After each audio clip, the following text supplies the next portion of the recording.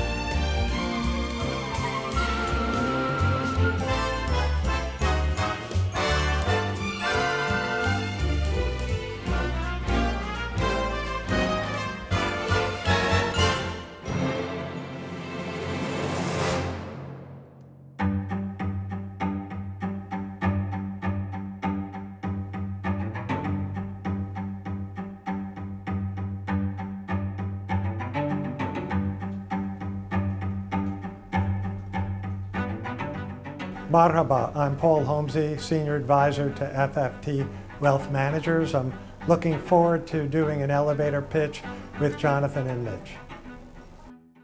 Hi, I'm Jonathan Shine. And I'm Mitch Berkey. Welcome to Elevator Pitch with Jonathan and Mitch. And Mitch, guess what? We have a very special guest with us today, Jonathan. Completely different. We have an LP, an investor with us today. Guess who it is? I believe it's Paul Homsy, Senior Advisor with FFT Wealth Management. Welcome, Paul. Thanks.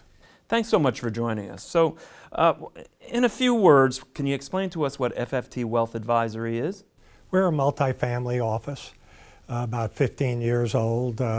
We develop strategies for ultra-high net worth clients. We started out as a single family office, and over the years, much like other single-family offices, we developed into a multifamily office. We've merged with a group out of the UK, Stanhope, and our offices now are not only in the US, but Europe.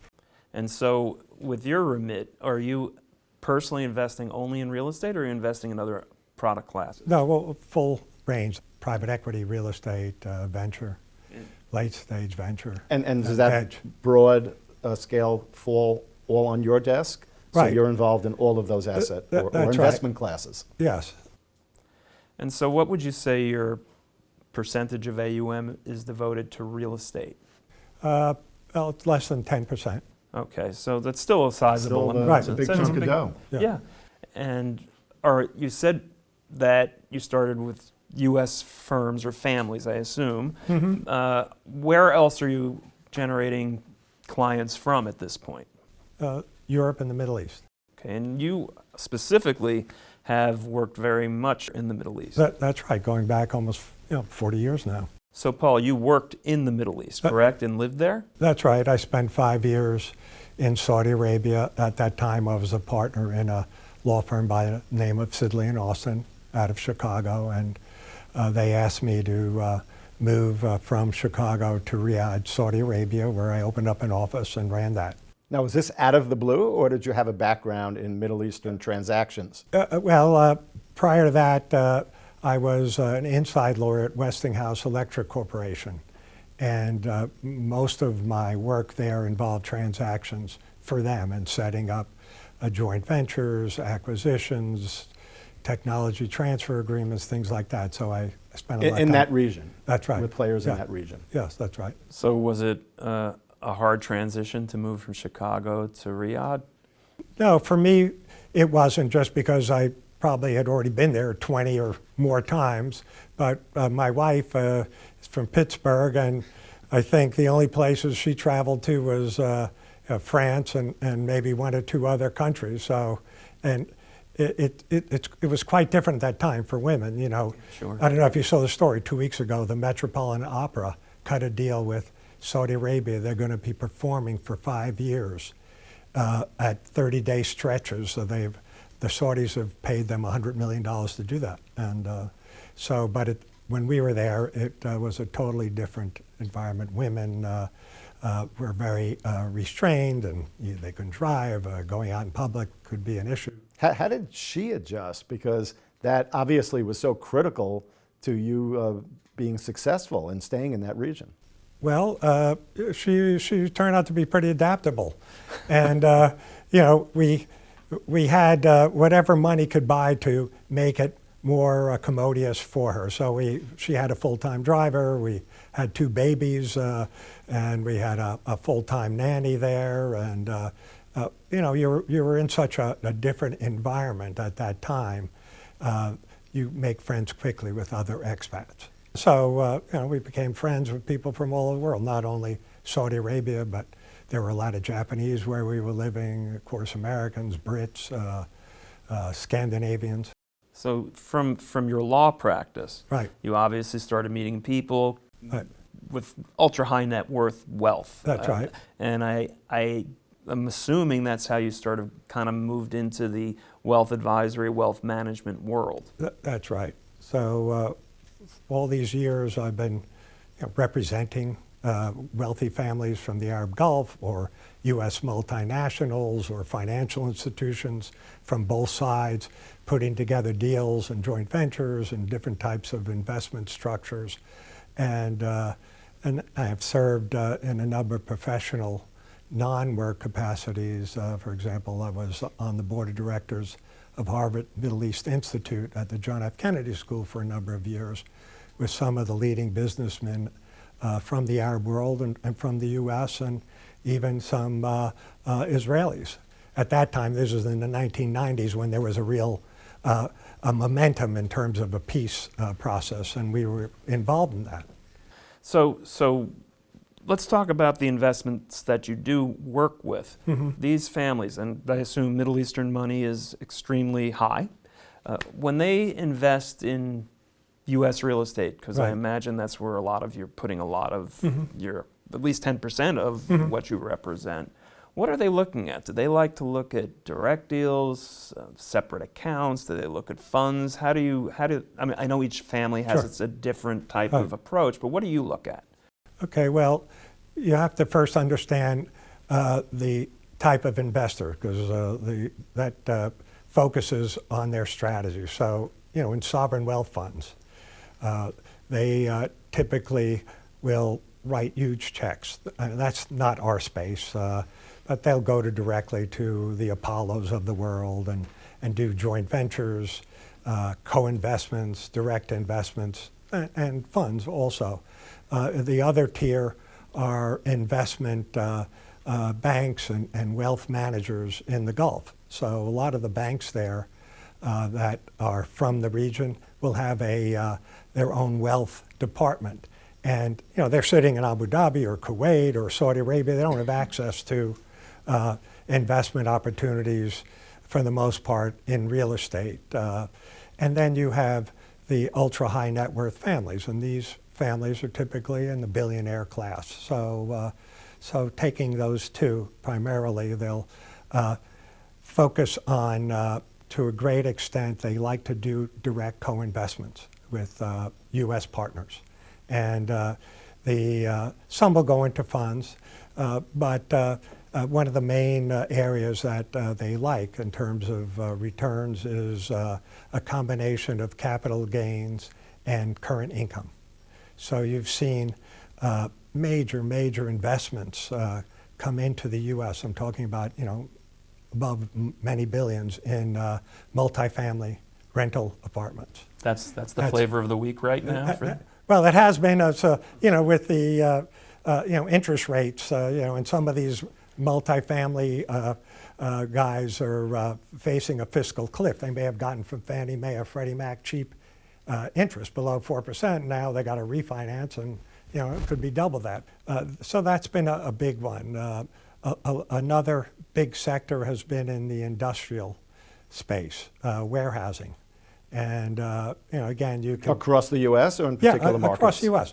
A lot of people are under the impression that these Gulf Arabs just invest in gateway cities, New York, Washington, D.C., San Francisco. But as a matter of fact, they, in trying to chase yield, want to or find that oftentimes it's better to go into secondary and tertiary municipalities. So believe it or not, you've seen major investments from the Gulf in places like Columbia, South Carolina, or Greensboro, South Carolina, or Nashville has been a hot one, and Austin, Texas. So that has driven them into those other cities outside of the large gateway cities. Another area that they like, which is it's related to, it's like a first cousin to multifamily rental, is senior housing and student housing. And there have been major investments in those areas. So they like to invest, with a operator who's going to co-invest along with them. This episode of Elevator Pitch with Jonathan and Mitch is sponsored in part by GID. How much of that investment is direct into a fund or joint venture? Mm-hmm. Give us a sense. Well, I'd say the direct and joint venture are similar. It's a direct joint venture. So say you have... You'll need a partner on the ground. Yeah, that's right. So, you have a local operator, in any of those sectors that I mentioned. They put up, 1 to 5% of the equity, and the Gulf partner will put up 95. Typically they want to see more sweat in the game, more skin in the game than just a pure 1%. But and how are you sourcing those deals in your role? Does that fall on your desk? No, I'm on the business development side. Okay. We'll get to that in a moment. Right. But just curious. So you've identified asset classes mm-hmm. and the types of investments, right. joint venture and the like. Mm-hmm. Share with us how those deals are sourced. Sourced in the United States. Mm-hmm. Well, those are sourced from the local operator, the U.S. partner. I think kind of clearer is how do they find you? Oh, well, look, after over 40 years of working there and living there and traveling there constantly, I have developed a unique set of relationships in the Gulf. And are they more than Saudi relationships? Well, it's all over, from Okay. Kuwait to Saudi to Bahrain to the UAE and Qatar.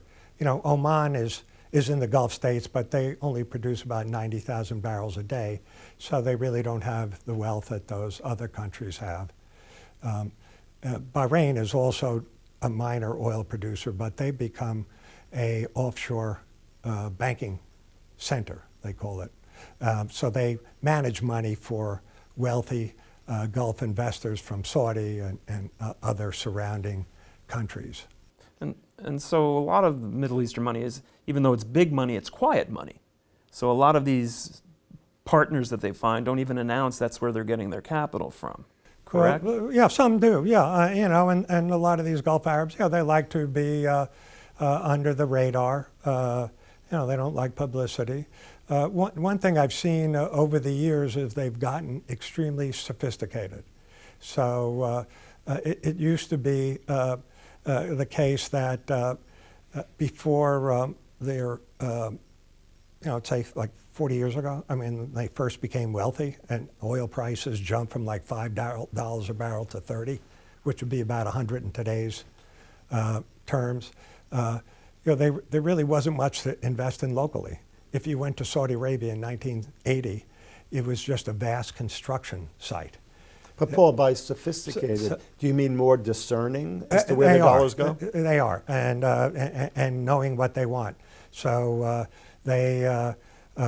you'd be surprised. You meet some of these people, and oh yeah, we know Nashville really well, and they could tell you the restaurant they've been to, or Columbus, South Carolina. A lot of them have gone to school there in the U.S. And there's been a whole generational change. The people who were leaders in the 70s and the first oil boom, they're retiring. And so their kids are taking over, and a lot of the kids have gone to school in the U.S. or the U.K. or another Western country, and they've hired a lot of sophisticated talent. Guys with CFAs and MBAs from top business schools. So when they're looking for a partner, Right. do they typically go with ones they know, or are they still open to new partners as well? And how do they vet these new partners? Well, a lot of it depends on the intermediary, who's sourcing this.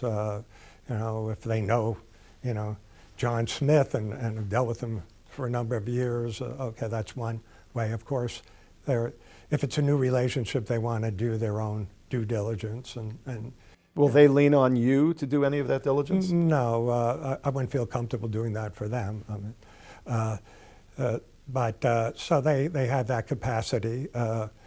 Some may have large amounts of investable wealth, but they only have like a chief investment officer, and I'm talking about a family office, and maybe two other guys who are assistants or women.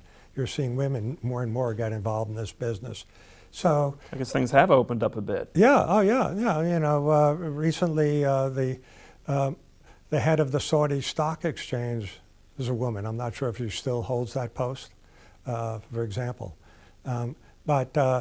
So sometimes if they don't have the internal resources, they'll hire a consultant who will do vetting for them. May have feet on the ground in the U.S. To do enhanced due diligence. So we're somewhat real estate focused here at Right. Elevator Pitch. Sure. Yeah, I'm happy to talk about it. No, They that's are in the Middle East. No, They're very real estate focused. No, this is all good. Enlighten us as to a typical day in Paul's life. You're pursuing business development. Right. You're explaining what you can do for a family. Right. And just open that door for us. Sure. Well, if it's a first-time meeting, I typically travel with a senior person from FFT, the CEO, and we'll sit down and, you have to understand too, there's a different culture over there. They may speak perfect English, but they're still kind of be very traditional. So it's not wham, bam, thank you, ma'am, let's close a deal in 2 weeks. That doesn't happen anywhere in real estate. But It sounds like a significant trust needs to develop. right, it is, and you have to think long term. You have to want to invest the time and effort into developing a relationship with them. It can involve, you get into subjects sometimes not just about business, but let's talk about our families. People are people. It's like that all around the world. Sure, and drink a lot of coffee and tea and. Just coffee and tea? Yes, typically, sure. Okay. But like I said, the younger generation are getting more, technocratic, I would say. So where their parents may want to sit down and break bread, and before you even raise the subject of business, some of the younger guys, they've been trained in the West, and let's get right into it. Let's hear a presentation about what you do. And You mean you want my pitch book? Okay. This episode of Elevator Pitch with Jonathan and Mitch is sponsored in part by GID. So you work on behalf of I don't know how many families, but do any of these families ever co-invest together? Well, they may through one of the wealth managers in the Gulf. So like I mentioned, the Arab Gulf 40 years ago had no local banks. I mean, there might have been one or two. And the field was wide open for people like Merrill Lynch. We just fly over there, this is what we do. And, you don't even have a local stock exchange. We could handle your money, invest on the NYSE. And, they started waking up saying, we have the money. We're just giving our money away to these people in the UK or Switzerland or the US. So let's create our own financial services industry. So, and more or less they've been extremely successful with that. So if you go to Dubai, you'll see the DIFC. It's like the Vatican City of wealth managers and private bankers, and they, they are local investment banks, that are owned by Emiratis or other Gulf Arabs. there are a whole slew of banks. Some of them are, major international banks that are homegrown, and they may have offices from Singapore to New York and London and Geneva, and they'll have a wealth management or private banking division. And so, in answer to your question, now it's a little roundabout, is that's where a Gulf Arab investor would pool alongside other investors. It could be a managed account that the local Saudi bank or the local Bahraini bank manages for them. Now, they're very, I would say, they like to be handled with discretion. So some Gulf bank, for example, is not going to blab to his wealthy local clients the names of these other investors. So, they know that they're in a pool, but they don't necessarily want to have that disclosed. I have a client in Kuwait. This is in my legal role, and it's one of the wealthiest families in Kuwait, and they were going through a restructuring of their investment strategy, and so they wanted to meet with McKinsey and Company, and they asked me to set up a meeting for them in New York. And I said, why are you going to travel all the way to New York? McKinsey has like several hundred employees in Dubai. Oh no, we don't want to do that.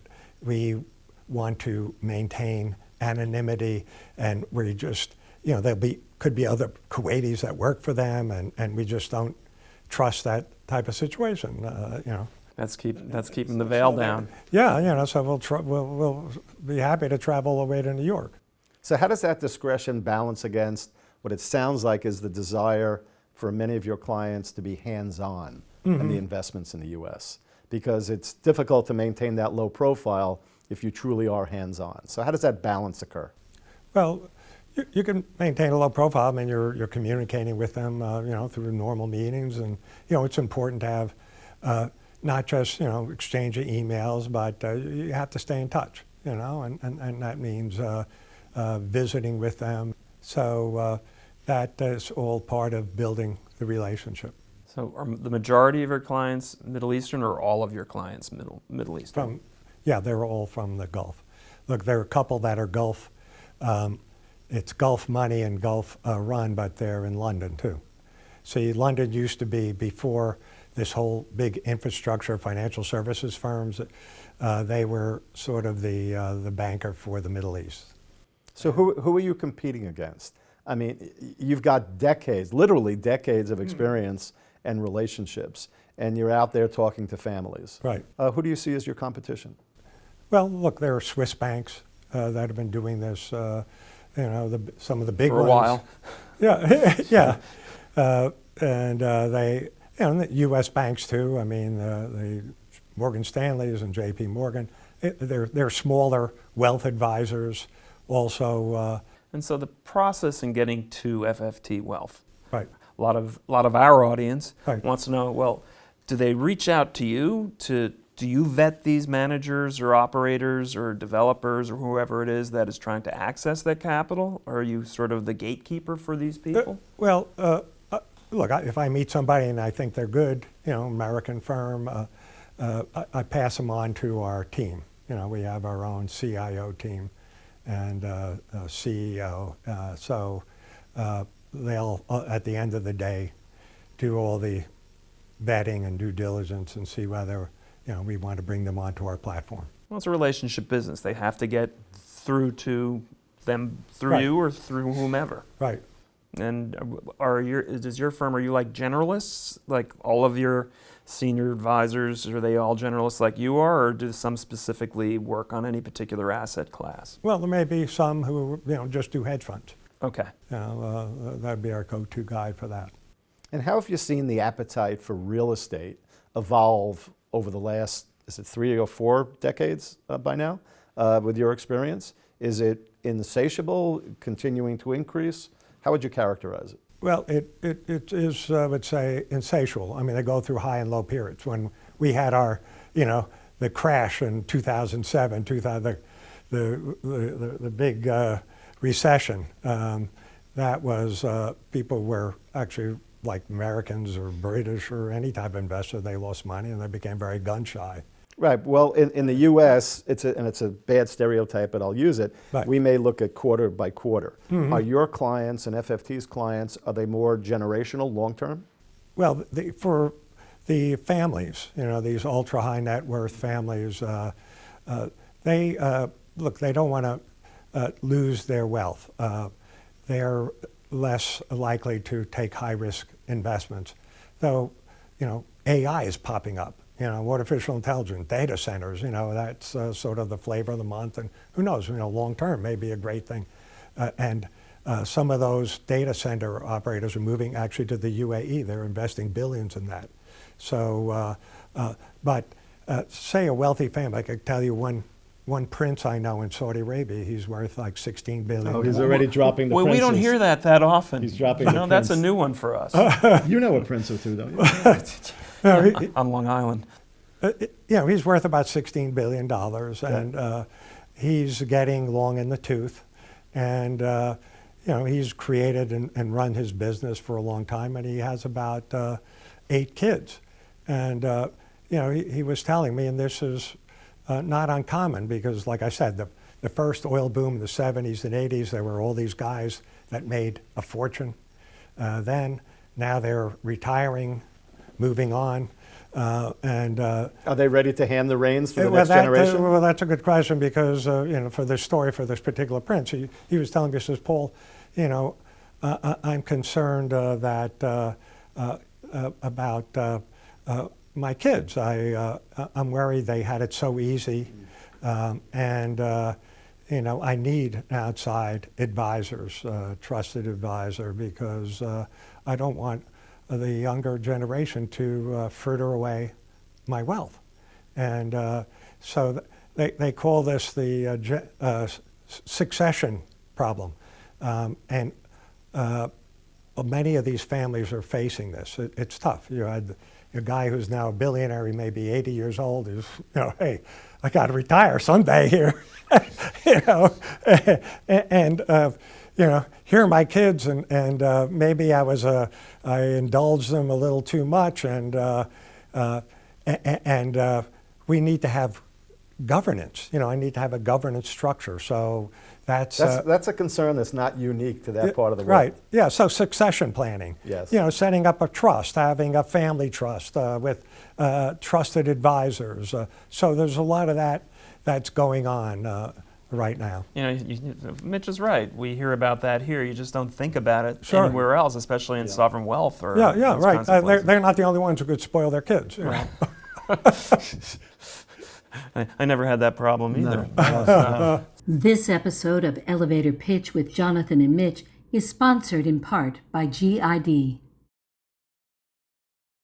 So, we also like to find out how you got to where you are. I mean, you mentioned that you were in Chicago, but you didn't start out. Did you start out? Were you born in Chicago? Why don't you tell us a little about your Everyone history? has a journey, Paul. Oh. We need to hear your journey. So, I grew up across the East River in Brooklyn. Oh, I've heard of it. You've heard of Yeah. it. Yeah. it's over there. It's And a pretty hot. wonderful- It's pretty hot now. Yes, very. Wonderful melting pot neighborhood called Bay Ridge. Sure. And Great restaurants. yeah, that's right. I was going to say warm beer, lousy food, but that's an old reference. Well, I'm going to show my age now, but one movie that was filmed there was Saturday Night Live. Oh, Fever. Saturday Night Fever, sorry. Yes, yes. Yeah, that was the disco center of Brooklyn. did you have a white suit? No. Staying alive. So I went to college at the University of Pennsylvania. I was always interested in the Middle East. And at Penn, I had taken Middle East studies and studied Arabic. I went to law school after that, and I wanted to combine my interest in the Middle East with the practice of law. And I thought, well, this area is just taking off like a rocket now, and this is in the mid-late 70s. And you were fluent in Arabic in the late 70s? Not fluent, but good enough I could carry on a pretty good conversation. You can get by? So I was lucky enough to connect with a multinational firm, Westinghouse, who wanted somebody to handle their Middle East expansion and in infrastructure and power generation and desalination and things like that, which was all required because these countries in the 60s and early 70s, there were virtually no electric grid. I could tell you a story about one of my close friends in the UAE. He's somebody who was a founder of the Abu Dhabi Investment Authority. Wow. He was a minister of petroleum, which is as high a ministry as you could get. That's a serious position. Yeah, and so he's probably around 72, 73, and he's a trustee of a major U.S. university here where he went to school. And he was telling me, he said, Paul, when I was growing up in Abu Dhabi, we lived in a mud hut. I kid you not. And so we had no electricity. In the summer, of course, it gets god-awful hot, and we, like many of those mud buildings, have flat roofs. And we would sleep on the flat roof at nighttime to catch a breeze, and we didn't have running water, so we would dig until we hit the water table in the sand. And now, he has a private jet. Like I said, he's a fantastically wealthy, sophisticated person, trustee of an American university. So it sort of encapsulates some of the stories that the growth of the how Middle these East people and the Gulf. Yeah, in one lifetime. And so you stationed yourself in Chicago, and then you ended up in Saudi Arabia. That's right. And then from there, how long you were there for? 5 years. 5 years, and you came back to the States? Right. And since then, just continuing to go back and forth? That's right. As needed? Yes. And so what's the most fun you've had with this particular role you've had? Oh, well. Besides meeting princes and foreign ministers. Okay. There are some stories I probably don't want to talk about. I don't mean that kind of fun. I'm just saying in terms of finance. No, I mean, look, every time I go over there, sometimes, especially, prior to everything being built up, it really was an adventure. I mean, you had to think on your feet, and I've been to countries. One of the things that you sometimes run into is geopolitics and war. Once Westinghouse was building an electric motor plant in Baghdad, and I won't say that was fun, but at the time we were, the U.S. was allies with Saddam Hussein. This is, 1980, and Right. they had that war with Iran, and so when you go through some of these experiences, it could be frustrating, but look back and it's almost comical. So we, with me and this team from Westinghouse, flew into the Baghdad International Airport, and it was only open at nighttime. Why? Because the Iranians were sending fighter jets to bomb Baghdad during the day, but they didn't have avionics to fly during night. And so these Iraqis met us at the airport and wanted to they said, we're going to take you to your hotel. And we're driving, and it's like an hour and a half, 2 hours. I said, where the heck are we going? And I didn't see any buildings. It was nighttime. We wind up, and we're literally in the middle of the desert, and there's this low-rise hotel. Now it's early morning, and these are like adobe buildings, and I see people pulling up in cars, Iraqis, with tuxedos and the women in wedding dresses. Well, it turns out this was a destination for newlyweds, and then I look out and I see a big lake, and I said, my God, did we drive to the Arabian Gulf? I mean, because Baghdad is in the middle of a desert. There's no ocean there. Turns out it was a lake, a part of the Tigris River that had been dammed. It became a huge lake. It was dammed by the British when they controlled that country. And so we were assigned a driver who would drive us into Baghdad every day. And so one time, and he would floor that car. We're going 90, 100 miles an hour. And I thought real estate was dangerous. This takes it to another level. We have not heard anything like this before. So we have a flat tire. Luckily, we didn't crash. So I'm helping the driver, and I'm in a suit, and this is probably 100 degrees or warmer outside. And It was a dry heat. yeah, right. Can you help me change the tire? Okay, I didn't really plan for this, but sure. We want to stay in the middle of the desert and bake away. So then we drive and we find a little village out in the middle of nowhere, and he goes into a car repair shop, and he did his thing. I didn't follow him in and watch or anything. And then he bought a new tire. So on the way back, we're driving back to this honeymoon resort, and Heart-shaped tubs in the middle of the desert. Yes. we have a blowout, and it's the same spot, in the same tire. I said, I forget his name, but I what happened? I mean, you have a brand new tire. This is terrible. He says, no, sir. I didn't want to ruin the new tire. I put the one that was plugged back into with the patch. Okay, frugality. Yeah. It works sometimes, yeah. but you had to change the tire again. Yes. But we put the new one back on. Adventures in real estate. Yeah. This episode of Elevator Pitch with Jonathan and Mitch is sponsored in part by GID. We're almost ready for our lightning round, but before we do that, Paul, Right. Can you share with us some fact that nobody knows about either Paul or the region in which you've been working for decades? Oh. Something that you've never shared with anyone else before. Let's see.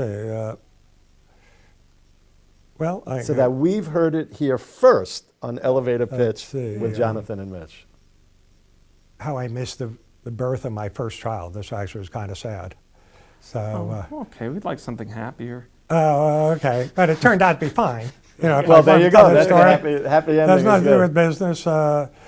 You were overseas, I take it. Yeah, I was overseas, and my wife Shelley went back to Pittsburgh, the McGee Women's Hospital. And this was way before FaceTime or anything. Right. You heard about it after the fact. Yes, so I figured, I'll take a month in advance to go back, just to make sure I'm at the birth of my first child. And I'm boarding the flight in Jeddah, Saudi Arabia, and the person greeting passengers as they're coming on sees my, show my passport, my ticket, and she says, "Mr. Homsy, can you wait here?" Pulls me over to the side while the other people are getting on the plane. I was a little worried.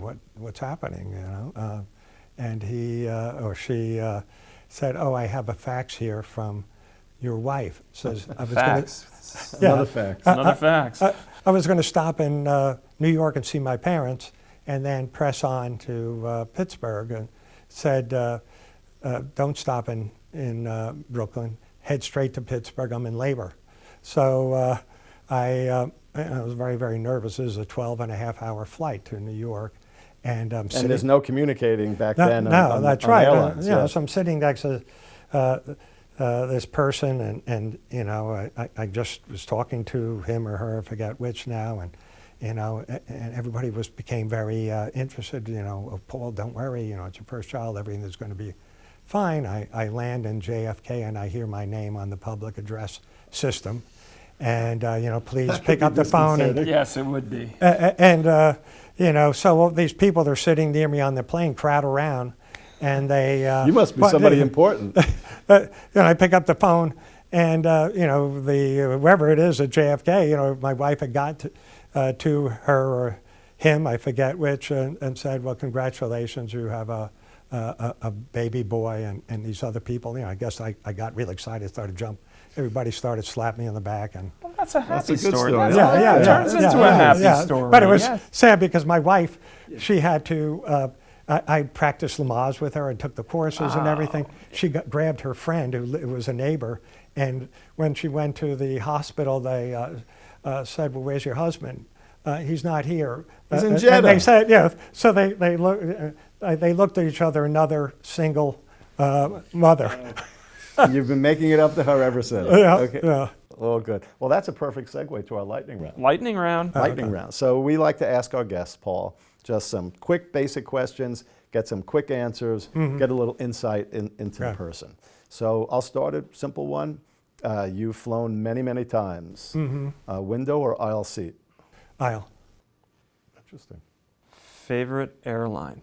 Etihad, which is the national carrier of Abu Dhabi. Interesting. Tattoo, do you have one? No. And if you don't, would you get one? No. No to both? No, I'm not interested. Okay, that's fair enough. Crunchy or smooth peanut butter? Oh, good one. Crunchy. Okay. And when you're at the movies, are we talking popcorn or candy? Popcorn. Oh, that was an immediate answer. Yeah. Wow. And finally, favorite football team? The Pittsburgh Steelers. Okay. And my wife is Pittsburgh. diehard. We have the terrible towel. We have all the memorabilia. Steel curtain. Steel curtain. Yeah. So, and can we just do our traditional last, which is, yes. We ask this of every guest of Elevator Pitch with Jonathan and Mitch. Is it better to be lucky or good? Well, it's sort of funny. That's a saying I've heard in the Middle East. You know, it's actually very common. And, you know, sure, you could be good as a person. Obviously, it depends. You know, which is better in terms of success in life, in terms of family. You know, having a good family. Well, good. When you're talking about family, obviously you have to be good with your family, your kids, your wife, your society and environment. Luck is something that happens just out of happenstance. And I've seen people who are doing great, they get into a terrible accident. You know, their life changes. You know, or they get some disease. There's no accounting for it. There's this person who's great, never had an illness in their life, and another person just catches some malady out of the blue. I think luck is important in life, yeah. Well, Paul Homsy, FFT Wealth Management. Yes. Thank you for joining us on Elevator Pitch with Jonathan and Mitch. Thank you, Paul. It was a Thanks. pleasure. Yeah, no, I enjoyed it very much.